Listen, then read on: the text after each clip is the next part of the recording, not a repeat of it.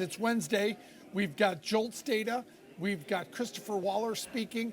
We've got potential interviews starting for Fed members. Let's get right to it. We got the reading on JOLTS, job openings and labor turnover survey.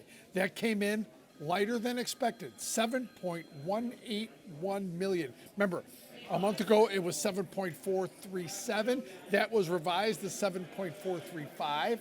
So a little bit lower. Now, what does that mean? That is the same level, just to give you some perspective, as we were in the fourth quarter of 2019. So not really high or low, but it was lower than last month, and it could hint to a cooling labor market, less job openings. More would mean a stronger labor market. So that number brought yields slightly lower. Now, the other news, we're starting to get the leaks of news about interviews coming up with Fed members. Remember, there's a group of 11. I'll give you some of the key players. The two Kevins, Kevin Hassett, Kevin Warsh.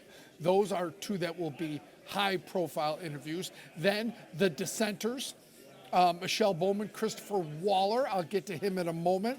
And then we have other significant names like James Bullard. Christopher Waller once actually worked for James Bullard, so he'd be a key player. Lori Logan, Mark Summerlin from the Bush administration, Philip Jefferson, a Fed vice chair.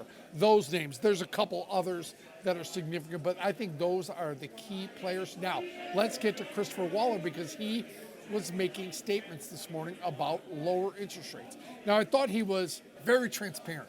He thought that interest rates could come lower, but was not committed to the pace of them going lower. But he acknowledged there's worries about tariffs and inflation, but he said tariffs are a tax and therefore could slow the economy, not cause inflation.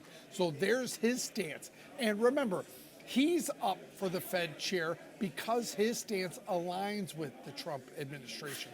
That's what this group of 11 all have in common. They all favor lower interest rates. That's going to play out starting Friday over the next several days. I think it'll be extremely interesting to watch play out.